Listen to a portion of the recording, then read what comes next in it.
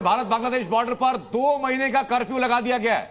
Alert घोषित किया गया है। भारत पाक तनाव के बीच में भारत बांग्लादेश बॉर्डर पर अलर्ट घोषित किया गया और 2 महीने का कर्फ्यू लगा दिया गया। रात 8 से सुबह 8 तक, यानी जैसे ही दिन ढलेगा अंधेरे में वहां पर कोई मूवमेंट नहीं होगी किसी भी प्रकार की। ये सरकार की तरफ से फैसला ले लिया गया है। अगर जरा बताइए जरा कि इसकी इंपॉर्टेंस क्या है कि रात 8 से सुबह 8 बजे 12 घंटे के लिए सब कुछ जाम होगा, कोई मूवमेंट नहीं होगा। देखिए ये बहुत साफ है, मेघालय गवर्नमेंट ने किया है, तय है कि भारत सरकार की शय पे किया होगा, भारत सरकार ने कहा होगा ऐसा करने के लिए। और क्योंकि बांग्लादेश में इस समय जो तनाव चल रहे हैं, वैसे मेरा मानना ये है कि अब तक की 24 घंटे की जो गतिविधियां रही हैं उससे बांग्लादेश को समझ में आ गया होगा कि उसकी औकात क्या है, उसका किस तरीके की उसकी स्थिति है। बिल्कुल। भारत के 15 शहरों को पाकिस्तान ने निशाना बनाने की कोशिश की, लेकिन भारत का अचूक हथियार S-400 एयर डिफेंस सिस्टम हर एक पाकिस्तानी मिसाइल को खत्म करने में कारगर फिर साबित हुआ। S-400 एयर डिफेंस सिस्टम बमुश्किल 5 से 7 मिनट का वक्त लगता है उसको डिप्लॉय करने में, जिसकी डिटेक्शन रेंज लगभग 600 किलोमीटर, ऑपरेशन रेंज 40 से 400 किलोमीटर के आसपास में।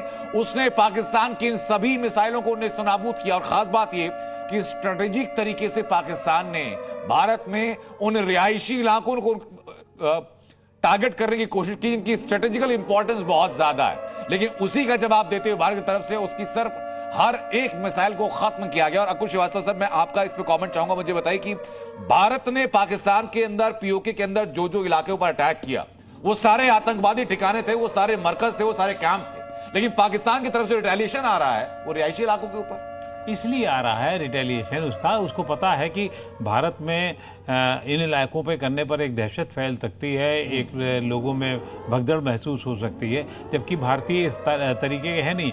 उन इलाके, वो पंजाब का वो इलाका जहां आज से कुछ वर्ष पहले तक आतंकवाद झेला था और उन लोगों ने खुद करके सामने आ गए थे और आतंकवाद के विरोध में, तो दूसरे देश के आतंक के खिलाफ तो वो बिल्कुल मर जाने वाले जीवट लोग हैं और बिल्कुल खुले दिल से लड़ाई लड़ने वाले हैं। तो वो ऐसा कुछ नहीं होने। अगर मान लीजिए एक आध जगह इनकी सफल भी हो जाती जो होनी नहीं थी, तो भी कुछ ऐसा उनको हमारे को नुकसान नहीं होना था। लेकिन फिर भी क्योंकि हमारा एयर डिफेंस सिस्टम, हमारे नेतृत्व, सेना और उन सब ने तय कर रखा है और अपने आप को मुस्तैद कर रखा है कि कहीं कोई नुकसान ना होने पाए। हम सर मैप के जरिए भी आएंगे, मैप के जरिए बताएंगे कौन कौन से वो इलाके हैं जहां पर हमला करने की कोशिश की गई। लेकिन उसके पहले मैं दोहरा देता हूं, उसमें श्रीनगर के इलाके हैं, अवंतीपोरा, जम्मू, पठानकोट, अमृतसर, कपूरथला, लुधियाना, जालंधर, आदमपुर, भुज, उत्तरलाई, फलौदी, चंडीगढ़, नाल, ये सारे वो इलाके हैं। और ये आप देखिए जरा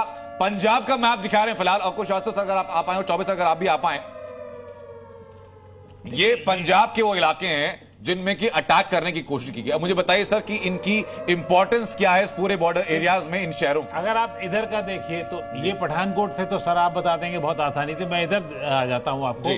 चार वाले से 24 बता देंगे इधर क्या। ये अमृतसर हुआ और अमृतसर के बगल में कपूरथला है। कपूरथला से आप 60-65 किलोमीटर दूर आगे आएंगे जलंधर है। जलंधर से 60 किलोमीटर दूर लुधियाना है। लुधियाना से माझे की तरफ, यानी कि राइट हैंड की तरफ में भटिंडा, मानसा, संगरूर पड़ता है।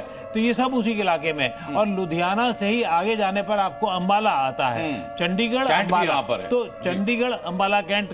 तो वो वहां अंबाला जो है इसलिए बहुत महत्वपूर्ण है कि एयरबेस का बहुत बड़ा सेंटर अंबाला में है। अंबाला से पूरा ये नॉर्दर्न रीजन कवर किया जाता है। जी जी बिल्कुल ठीक है। 24 सर जी। अनंत, नीचे से ऊपर उठते हुए आदमपुर सर्वविदित है, इंपॉर्टेंट एयरफोर्स बेस है जी। इस पे अटैक होना जलंधर के पास है ये। जी जी। उसके ऊपर चढ़े चंडीगढ़। चंडीगढ़ जो है वो कैपिटल है। कैपिटल एक सिंबॉलिक होता है आपका पावर सेंटर का। आप उस पर अटैक करते हैं, इसका मतलब आपने उसके पावर सेंटर पे अटैक कर दिया। It is one of the most well developed cities of the country. बिल्कुल। पाकिस्तान हमेशा इसकी मिसाल देता है, वेल डेवलप्ड, वेल प्लान्ड इलाका। जी।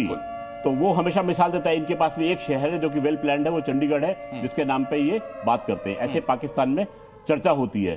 थोड़ा ऊपर बढ़े, अमृतसर बॉर्डरिंग डिस्ट्रिक्ट है, कैपिटल है पंजाब प्रांत का। यहाँ पर एक बहुत बड़ा तीर्थ स्थल है, सिंबॉलिक है हमारी एक पार का, एक शक्ति का, सिख धर्म का।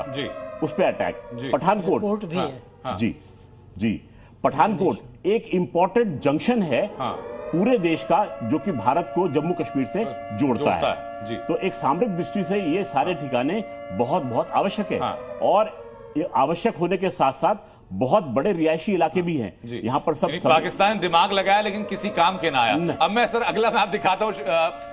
अगला मैप अगर हम लोग कश्मीर का डाल पाए तो कश्मीर के मैप के द्वारा हम समझेंगे कि कश्मीर में कौन कौन सी वो जगह हैं। अब सर आप भी अगर सामने आ पाए मुझे बता पाए कि भाई ये 3 इलाके हैं कश्मीर के जिसमें की टारगेट करने की कोशिश की गई थी। अवंतीपोरा, जम्मू और श्रीनगर एकदम बॉर्डर एरिया पर चीजें पड़ती हैं। जी, बड़ा हंसने वाली बात यह है जी। कि जम्मू चलिए सामरिक दृष्टि से महत्वपूर्ण, जी, यहाँ पर जनसंख्या काफी है, जी, अटैक किया जा सकता है।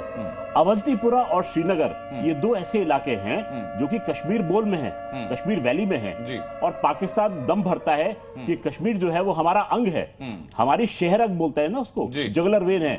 कोई ऐसा मूर्ख देखा है आपने जो अपनी खुद शहर को काटने की कोशिश करता है? पाकिस्तान है ना सर, पाकिस्तान है। प्रत्यक्षम किम प्रमाणम, सामने चीजें आ रही हैं। बिल्कुल, प्रत्यक्षम किम प्रमाणम, भाई सही बोला आपने। देखिए श्रीनगर जो है कैपिटल है जी, उस जम्मू एंड कश्मीर का जिसको वो अपना बताता है, तो इसलिए वो उनके लिए इम्पोर्टेंट है अटैक करने के लिए। जम्मू जो है, जम्मू में हमारा बहुत बड़ा कैंट है आर्मी का। ठीक है।